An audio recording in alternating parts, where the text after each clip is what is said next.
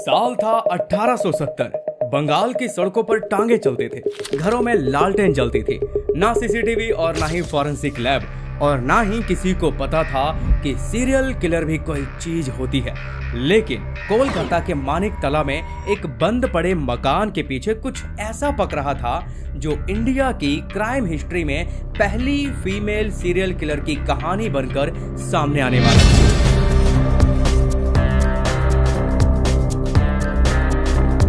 सब कुछ शुरू हुआ एक तालाब, एक मास्क और एक लाइन, बाबा के पास चलो वो तुम्हारे सारे प्रॉब्लम सॉल्व कर देंगे। लड़कियां खुद चलकर जाती थी लेकिन फिर कभी वापस लौट कर नहीं आती थी। देखने में वो औरत एकदम इनोसेंट, सिंपल लगती थी, लेकिन अंदर से उसका माइंड बहुत ही शार्प और चालबाज था। वो खास तौर पर उन औरतों को टारगेट करती थी जो पहले से ही ब्रोकन, लोनली या फिर स्ट्रगल में हुआ करती थी। वो पहले उनके साथ इमोशनली कनेक्ट बनाती थी और फिर उन्हें धीरे धीरे उसी फेक बाबा के बारे में बताती थी जो सब कुछ ठीक कर देगा। कई औरतों के लिए ये स्टेटमेंट उम्मीद जैसी होती थी। एक शाम उसने अपनी ही एक फ्रेंड को भी यही सपना दिखाया कि अब तुम्हारी परेशानियां खत्म, बस एक डुबकी लगानी है। तालाब के पास पहुंचते ही उसने अपने कपड़े और कुछ जो भी गहने पहने थे वो सब उतारे और पानी में उतरने लगे। अब जैसे ही उसका सर पानी में गया, पीछे से त्रिलोकिया ने उसका सर कस के पकड़ लिया और फिर पूरी ताकत से पानी में डुबो दिया। वो छटपटाई, निकलने की कोशिश करती रही, लेकिन पानी उसकी सांसें धीरे धीरे खींचता चला गया। कुछ ही सेकंड में सब कुछ साइलेंट हो गया। त्रिलोकिया वहीं पर थोड़ी देर खड़ी रही, फिर उसके गहने और कपड़े उठाए और वहां से चली गई, ऐसे जैसे मानो कुछ हुआ ही ना हो और उसने कुछ किया ही ना हो। ये थी इंडिया की पहली फीमेल सीरियल किलर। लेकिन अभी तक जो आपने सुना वो इस कहानी का सिर्फ एक मेजर पार्ट था। असली कहानी तो इससे भी कहीं ज्यादा इंटेंस और ट्विस्टेड है। खैर, अब बात करते हैं शुरुआत से, जहां से ये सब ट्रिगर हुआ। Because you are watching dark reality.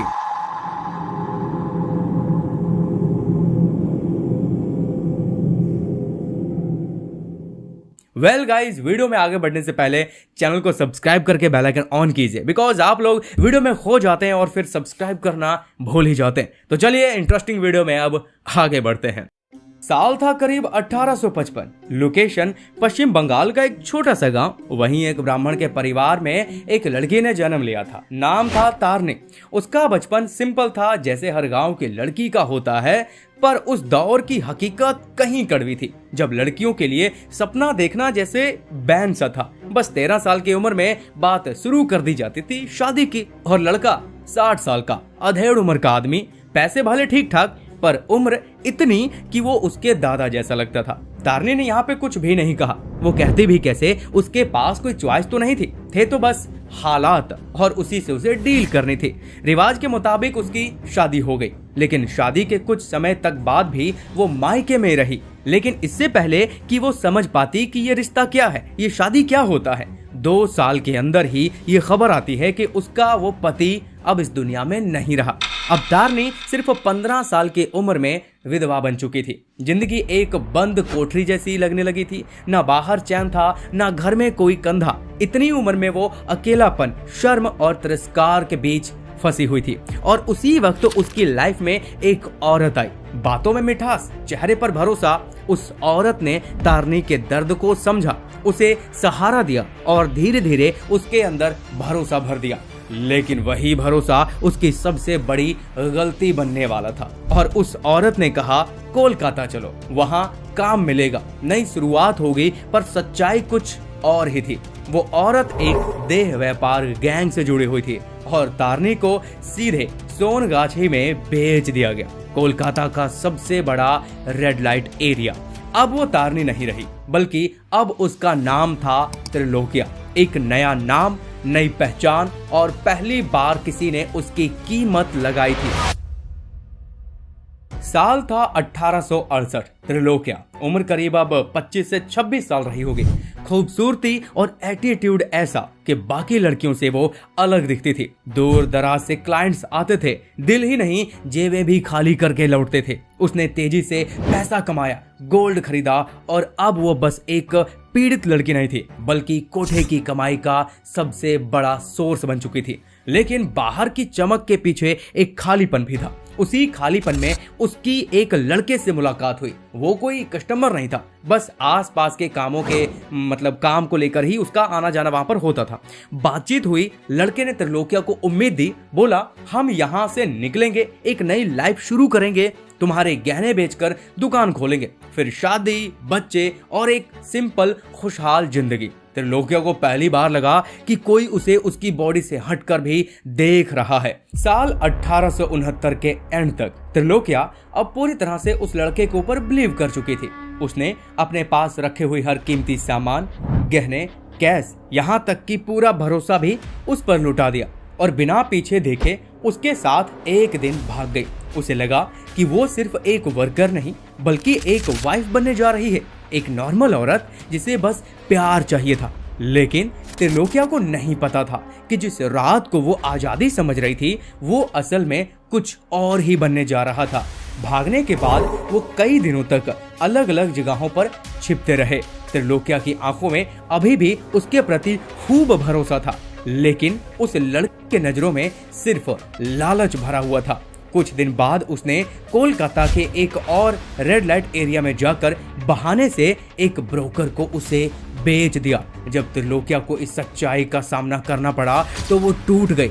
अब उसके भीतर सिर्फ दर्द नहीं था बल्कि जहर पलने लगा था। उसने अब मान लिया था कि इस दुनिया में ट्रस्ट जैसी कोई चीज नहीं होती।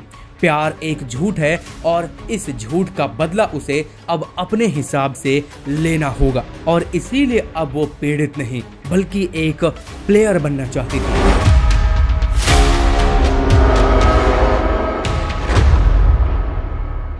साल था करीब 1870 जब त्रिलोकिया को फिर से उसी के प्रेमी के द्वारा बेचा गया था, लेकिन इस बार वो भाग निकली थी और उसी दौर में आगे चलकर उसकी मुलाकात हुई काली बाबू से। मिडिल एज का एक बंगाली आदमी जिसकी बीवी काफी समय पहले गुजर चुकी थी, लेकिन उसका एक बेटा था हरि। काली बाबू तो बाहर से दिखने में सीधा साधा इनोसेंट आदमी लगता था, लेकिन असल में उसकी सच्चाई ठग, चोर और जालसाज के रूप में थी। त्रिलोकिया और काली बाबू का रिश्ता रोमांस से कहीं ज्यादा क्राइम पार्टनरशिप में था। दोनों की जरूरतें एक जैसी थी, पैसा और किसी भी चीज से उन्हें फर्क नहीं पड़ता था। अब त्रिलोकिया, काली बाबू और उसका छोटा बेटा हरि तीनों एक छोटे से रेंट वाले घर में शिफ्ट हो जाते हैं, लेकिन अपने कारोबार के लिए उन्होंने एक अलग से रूम ले रखा था। अब त्रिलोकिया की पूरी लाइफ एक मिशन पर ही थी, सर्वाइवल एंड कंट्रोल। उसने सेक्स वर्क को नया एंगल देने की कोशिश की। अब वो कुछ सिलेक्टेड क्लाइंट्स को ही अपने अंदाज में फ्लर्ट करके बुलाती थी, फिर उनकी ड्रिंक्स में कुछ नशीली दवा मिला देती थी और जैसे ही वो आदमी बेहोश होता था तो काली बाबू अंदर आके दोनों मिल करके उन्हें लूट लेते। महीनों तक ये गेम चलता रहा, लेकिन हर स्कीम की एक डेडलाइन जरूर होती है। धीरे धीरे ये स्कैम मार्केट में लीक होने लगा, जिससे उसका ये कारोबार ठप पड़ने लगा। लेकिन अब वो पहले वाली लड़की नहीं रही थी, अब वो एक औरत बन चुकी थी जो कि फेलियर को अपने रूल्स के अनुसार हरा देती थी।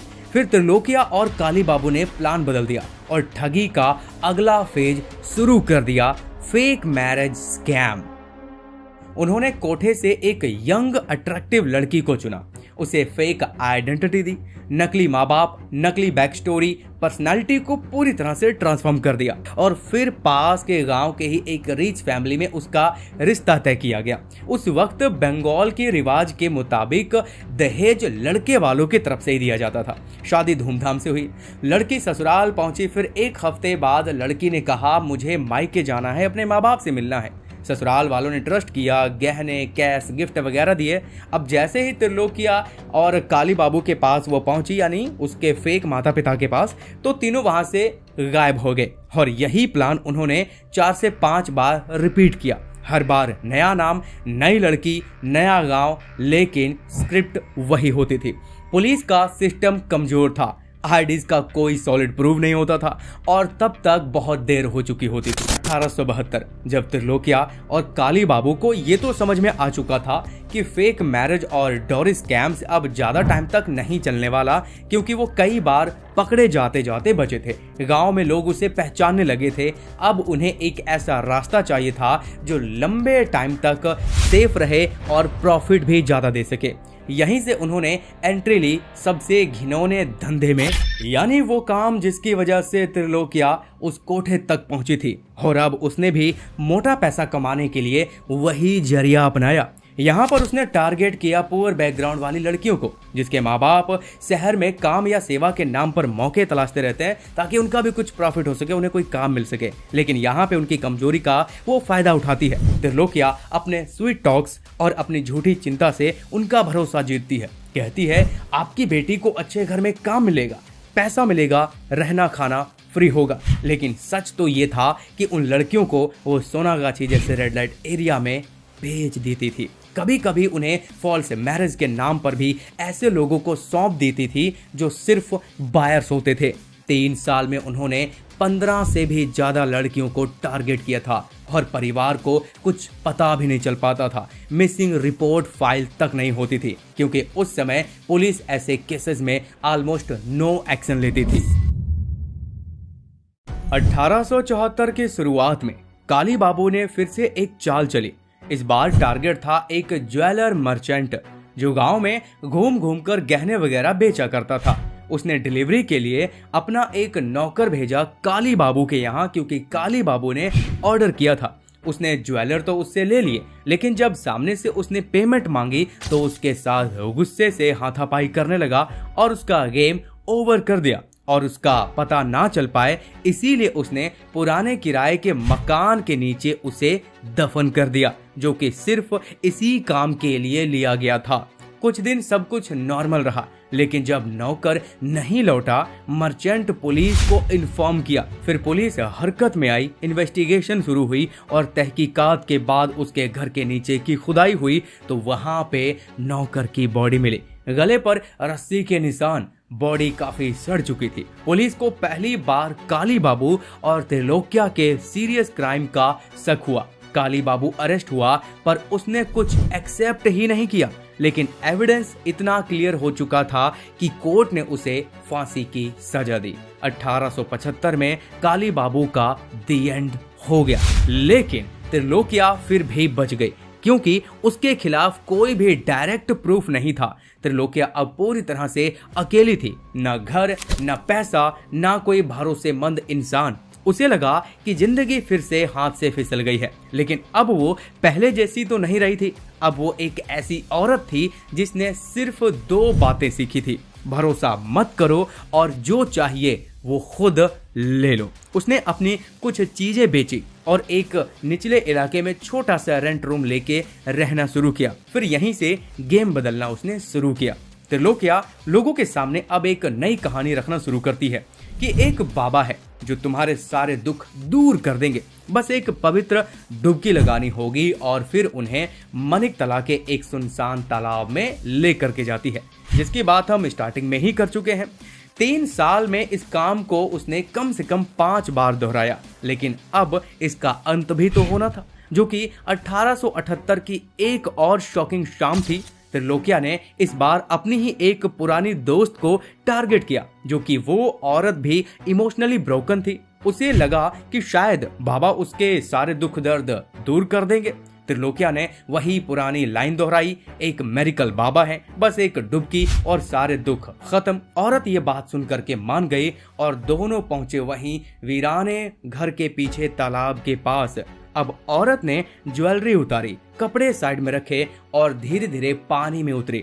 लेकिन इस बार अननोन शख्स पहले से वहां मौजूद था, जो छिपकर ये सब देखता रहा। उसने पुलिस में इसकी शिकायत दर्ज करवाई, इन्वेस्टिगेशन हुई और त्रिलोकिया को अरेस्ट किया गया। लेकिन यहाँ पर त्रिलोकिया बहुत चालबाजी दिखाती है। वो रोती है, गिड़गिड़ाती है और कहानियां गढ़ने लगती हैं। और सरप्राइजिंगली पुलिस ने उसे फिर से छोड़ दिया। No body, no proof, no case, क्योंकि इस प्रोसेस में काफी दिन बीत चुके थे और तब तक कोई भी प्रूफ नहीं था और गवाह भी डरा दिया गया था और केस यहीं पे दब गया। लेकिन वेट गाइस, कार्रवाई के दौरान एक और ट्विस्ट तब आया जब उस पे फिर से कार्रवाई होती है, जब वो नेक्स्ट क्राइम में पकड़ी जाती है क्राइम करते हुए। लेकिन शॉकिंग बात ये रही कि अगली बार भी वो बच निकलती है और उसके ऊपर चल रहे सारे केस धीरे धीरे बंद होते चले जाते हैं और यहीं पर उसकी कहानी हमेशा के लिए खत्म हो जाती है। तो वेल गाइस, इस वीडियो को बनाने में काफी मेहनत लगी है और आपका फीडबैक हमारे लिए बहुत ही ज्यादा मायने रखता है। प्लीज बताइए आपको ये वीडियो कैसी लगी, अच्छी लगी, बुरी लगी, जो भी लगा खुलकर बताइए। और हाँ, चैनल को सब्सक्राइब करें और पिन कमेंट को एक बार जरूर चेकआउट करना। बाय।